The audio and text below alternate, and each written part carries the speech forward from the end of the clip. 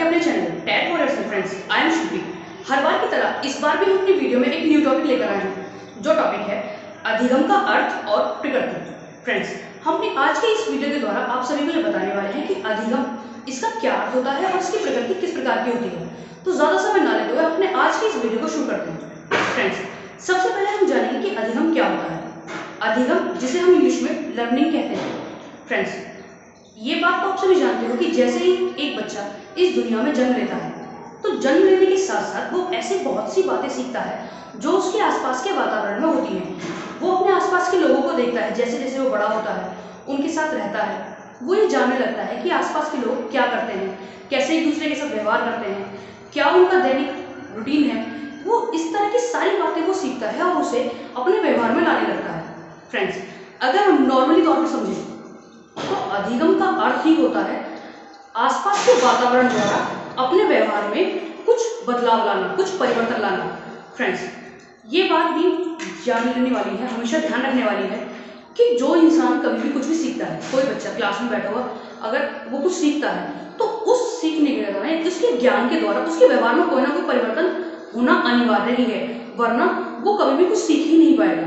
Friends, अब कई conditions ऐसी होती हैं कि अगर हम देखते हैं कि एक ही क्लास में बहुत से बच्चे हैं, कोई बच्चा कुछ बातों पे ज़्यादा ध्यान देता है, कुछ बच्चे किन्हीं बातों पे ज़्यादा ध्यान देते हैं, तो उन सभी के भले ही रुचि के जो पॉइंट है, यानी उनके जो इंटरेस्ट के पॉइंट है, वो अलग अलग भले ही क्यों ना हो, लेकिन वो सीखते सभी हैं। चाहे कोई खेल कूद में इंटरेस्ट लेता हो, चाहे कोई नाटक में इंटरेस्ट लेता हो, लेकिन वो सीखते सभी हैं। तो इसीलिए फ्रेंड्स, ये बात भी आप हमेशा, अगर आपसे कोई पूछता है कि अधिगम क्या है, तो ये बात आप हमेशा ध्यान रखेंगे कि वातावरण के द्वारा जो किसी व्यक्ति के व्यवहार में परिवर्तन होते हैं, उन्हीं परिवर्तनों को अधिगम का नाम दिया गया है। फ्रेंड्स, इसके बाद ये जानने वाली बात है कि अधिगम जो होता है वो केवल इंसान की रुचि पर ही निर्भर नहीं करता, वो निर्भर करता है उसकी क्षमताओं पर, यानी उसकी शारीरिक क्षमताएं कैसी हैं, उसकी मानसिक क्षमताएं कैसी हैं, वो किस प्रकार से चीज़ों को देखता है, सोचने का नजरिया कैसा है। इन सारी बातों के अनुसार भी वो किसी भी चीज़ को सीख पाएगा।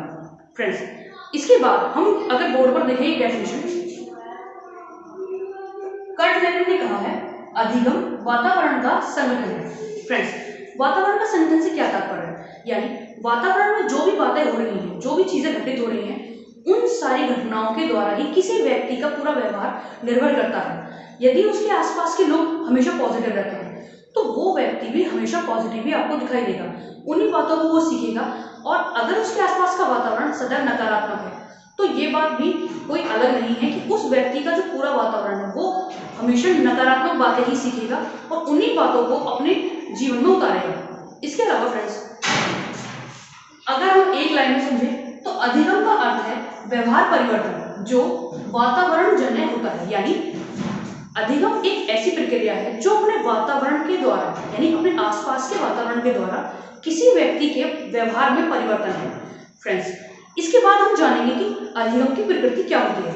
फ्रेंड्स, सबसे पहले एक सार्वभौमिक प्रक्रिया। फ्रेंड्स, सार्वभौमिक प्रक्रिया से क्या तात्पर्य है? सार्वभौमिक यानी कि यूनिवर्सल, एक ऐसी घटना है जो पूरे ब्रह्मांड में होती है। ऐसा कोई नहीं है जो सीखता नहीं है। फ्रेंड्स, छोटे से छोटे जीव से लेकर बड़े से बड़े जीवधारी तक हर कोई हमेशा कुछ ना कुछ सीखता रहता है। तो फ्रेंड्स, अधिगम यानी लर्निंग एक ऐसी चीज है जो हमेशा पूरी दुनिया में होती है, पूरे ब्रह्मांड में होती है। इसके बाद अविरल प्रक्रिया। फ्रेंड्स, अविरल यानी लगातार, यानी कंटिन्यू, एक ऐसी प्रक्रिया है जो जीवन भर चलती रहती है। फ्रेंड्स, ये बात भी आप सभी जानते हैं कि जैसे जैसे इंसान बड़ा होता है वो धीरे धीरे अपने आसपास के लोगों से मिलता है, उसका दायरा बढ़ता है, वो हमेशा नई नई चीजें सीखता रहता है। अगर कोई नहीं सीख पाता तो उसका कोई ना कोई कारण, कोई ना कोई दुष्प्रभाव उसके व्यक्तित्व पर जरूर पड़ेगा। या तो वो ठीक से विकसित नहीं हो पाएगा या वो पूरी तरह से स्वस्थ नहीं है। फ्रेंड्स, इसके बाद जो अगला पॉइंट है, वातावरण से अनुकूलन की प्रक्रिया। फ्रेंड्स, वातावरण से अनुकूलन का क्या मतलब? सबसे पहले फ्रेंड्स, यहाँ एक शब्द आया अनुकूलन। अनुकूलन एक ऐसी प्रक्रिया होती है जिसमें हम अपने आसपास के वातावरण में स्वयं को उस वातावरण के अनुसार ही ढाल लेते हैं। यानी अगर हम एक नॉर्मल एग्जांपल लें तो आपने देखा होगा कि कुछ पहाड़ी इलाके में वहाँ बहुत ज़्यादा सर्दी पड़ती है, तो जो वहाँ के लोग हैं उन्होंने खुद को इस हिसाब से ढाल लिया, उस अनुकूल कर लिया कि वो सर्दी के माहौल में ही खुद को एडजस्ट कर सके और कुछ इलाके ऐसे होते हैं फ्रेंड्स जहाँ पर गर्मी बेहिसाब पड़ती है, तो वहाँ के लोग उस गर्मी के अकॉर्डिंग खुद को अनुकूल बना लेते हैं। तो फ्रेंड्स अनुकूलन मतलब किसी भी व्यवहार में, किसी भी मौसम में या कैसे भी माहौल में स्वयं को उसके अनुकूल ढाल लेना। अब फ्रेंड्स अगर हम इस पॉइंट पर आए, वातावरण से अनुकूलन की प्रक्रिया, इसका ये तात्पर्य है कि वातावरण में जिस तरह की बातें चल रही हैं, जिस तरह के लोग हैं, जैसे वहाँ की आदतें हैं, उन सारी बातों को सीख कर, समझ कर अपने व्यवहार में लाना और उस व्यवहार से अपने सोचने की, कार्य करने की सारी बातें हैं, उन सब में थोड़ा बहुत परिवर्तन लाना। इसके बाद फ्रेंड्स अगला पॉइंट आता है विकास की प्रक्रिया। फ्रेंड्स ये बात सबसे ज्यादा जरूरी है जाननी कि एक व्यक्ति जो है जिसका विकास होने वाला है, यानी जैसे व्यक्ति जन्म लेगा, वो जाहिर सी बात है वो कुछ ना कुछ हमेशा सीखता ही रहता है, और यदि वो ऐसा नहीं कर पाता, किसी कारणवश वो ऐसा करने में असफल रहता है, तो उसका जो विकास है, जो डेवलपमेंट है, वो कहीं ना कहीं बाधित होकर रह जाएगा। ना तो वो शारीरिक तौर पे और ना ही मानसिक तौर पे वो किसी भी प्रकार से परिपक्व नहीं हो पाएगा। इसलिए जरूरी है फ्रेंड्स कि यदि एक व्यक्ति वातावरण में है, कहीं भी है, तो वो कुछ ना कुछ हमेशा सीखता रहे। इसके बाद फ्रेंड्स उद्देश्यपूर्ण प्रक्रिया। फ्रेंड्स उद्देश्यपूर्ण प्रक्रिया से क्या समझेंगे? जैसे फ्रेंड्स मान लीजिए अगर हमें किसी बच्चे को कुछ सिखाना है, तो उसके लिए आवश्यक है कि हम उसे एक उद्देश्य जरूर दें। उसके अभाव में वो सीख ही नहीं पाएगा। अगर हम उससे कहते हैं कि बेटा तू ये होमवर्क कर ले, तो और उसको हम कोई वजह ना बताएं, कोई एक रीजन ना दें, तो ऐसा जरूरी नहीं है कि वो उस होमवर्क को कर ही ले या उस ज्ञान को प्राप्त कर ही ले। उसके लिए जरूरी है कि उसे एक उद्देश्य दिया जाए। जैसे मान लीजिए हमने बच्चे को कोई टेबल याद कराया और कहा कि 2 दिन बाद तुमसे इस चीज का टेस्ट लिया जाएगा, तो वो बच्चा उस टेबल को अच्छे से याद करेगा, क्योंकि उसे पता है 2 दिन बाद जब टेस्ट लिया जाएगा तो सभी उसके प्रोग्रेस रिपोर्ट पर ध्यान देंगे। इसीलिए फ्रेंड्स अगर आपको किसी बच्चे को कभी भी कुछ सिखाना है, तो वो तभी सीखेगा जब उसके सामने एक उद्देश्य हो। इसके बाद फ्रेंड्स वातावरण की उपज। फ्रेंड्स वातावरण की उपज से क्या तात्पर्य है? ये बात तो आप सभी जानते हैं कि जैसे एक इंसान आसपास के लोगों को देखता है, वो उन लोगों को देखकर सारी बातें समझता है, तो एक तरह से फ्रेंड्स वो खुद कुछ बातें तो वो खुद भी जानता है, लेकिन कुछ बातें वो आसपास के लोगों को देखकर समझता है। उन लोगों को देख के उस काम को वो जानने की कोशिश करता है, उसे अपने व्यवहार में लाने की कोशिश करता है। तो इसीलिए फ्रेंड्स हम कह सकते हैं कि अधिगम वातावरण की भी एक उपज है। इसके बाद अनुभवों का संगठन। फ्रेंड्स अनुभव से क्या तात्पर्य है? मान लीजिए आप पहली बार कोई काम करने जा रहे हो।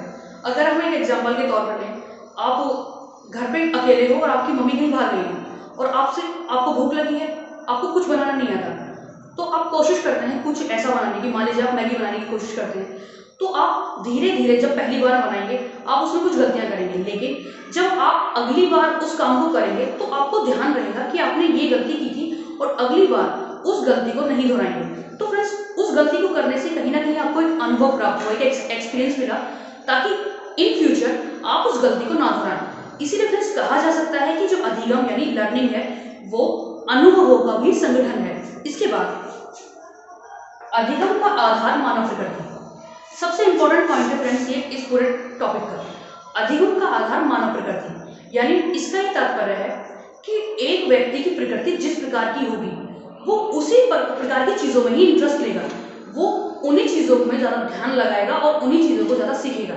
यदि अगर आप फ्रेंड्स क्लास के किसी स्टूडेंट की हम बात करें, मान लीजिए एक क्लास में 10 स्टूडेंट्स हैं और उनमें से कुछ बच्चे ऐसे होते हैं जो खेल की तरफ रुचि लेते हैं, कुछ नाटक की हो, कुछ पढ़ाई की हो। हर बच्चे की रुचि अलग प्रकार की होती है, तो उसी के आधार पर वो अपने आसपास के वातावरण से चीजों को ग्रहण करेगा, सीखेगा और उन्हें अपने व्यवहार में लाएगा। तो फ्रेंड्स हमारी आज की इस वीडियो के द्वारा हमने आप सभी को यह बताया कि अधिगम का क्या अर्थ है और इसकी प्रकृति क्या होती है। आशा करते हैं कि हमारी आज की इस वीडियो के द्वारा हम अपने आज के इस टॉपिक को क्लियर करा पाए हों। और यदि आपको इस टॉपिक के बारे में या अन्य किसी भी टॉपिक के बारे में हमसे कुछ भी कहना हो तो प्लीज फ्रेंड्स हमें कमेंट करके जरूर बताएं। आपके सुझाव आमंत्रित हैं। मिलते हैं अगली बार एक ऐसी ही नई टॉपिक के साथ। तब तक अपना ध्यान रखें, अपने अपनों का ध्यान रखें और पूरा मन लगाकर सेफ रहकर अपने एग्जाम्स की तैयारी करते रहें। धन्यवाद।